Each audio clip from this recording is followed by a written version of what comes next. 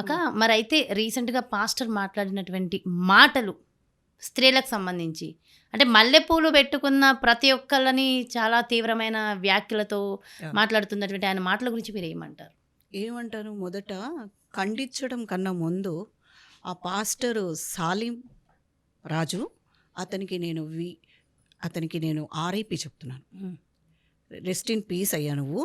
ఎందుకంటే అక్కడికే వెళ్ళి మీ బోధలు ఏమన్నా ఉంటే అక్కడ చేసుకోండి. సో డైరెక్ట్ పైకి అంతే చేసుకోమంటున్నారు. చేసుకోండి. ఎందుకు తెలుసా, మహిళల్ని అరే ఒకళ్ళనా ఇద్దరినా, ఖచ్చితంగా ఆల్ మహిళాస్, అది కూడా వాళ్ళ లేడీస్ పరిశుద్ధ ఆత్మని పొందిన వాళ్ళు మాత్రమే పవిత్రులు.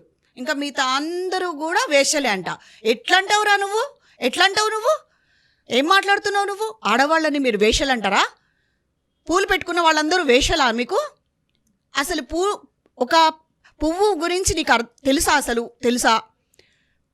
ఇక వర్ణిస్తా కూర్చోవాలి. అంటే ఇక్కడ విషయం ఏంటి తెలుసా, హిందువుల్ని టార్గెట్ చేసి ఒక్కొక్కళ్ళని ఎలా గుచ్చితే ఇక్కడ ఫైటింగ్ అవుతుంది, వీళ్ళు బయటకు వస్తారు, వీళ్ళందరినీ మనం బ్లేమ్ చేద్దాము అని రెడీగా కంకణం కట్టుకొని కూర్చున్నారు.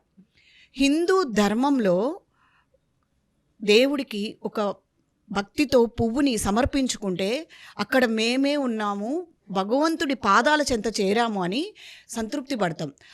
ఆ పువ్వుల్ని మీరు కించపరిచారు.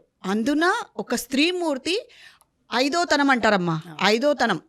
పూలు, గాజులు, బొట్టు, పసుపు, కుంకుమ ఇవన్నీ మనం పెట్టుకోవడానికి మనకు శాస్త్రాల్లో ధర్మాల్లో ఉంది, పెట్టుకుంటాము. ఈ పెట్టుకున్న విధానాన్ని వాళ్ళు ఎలా తప్పుపడతారు?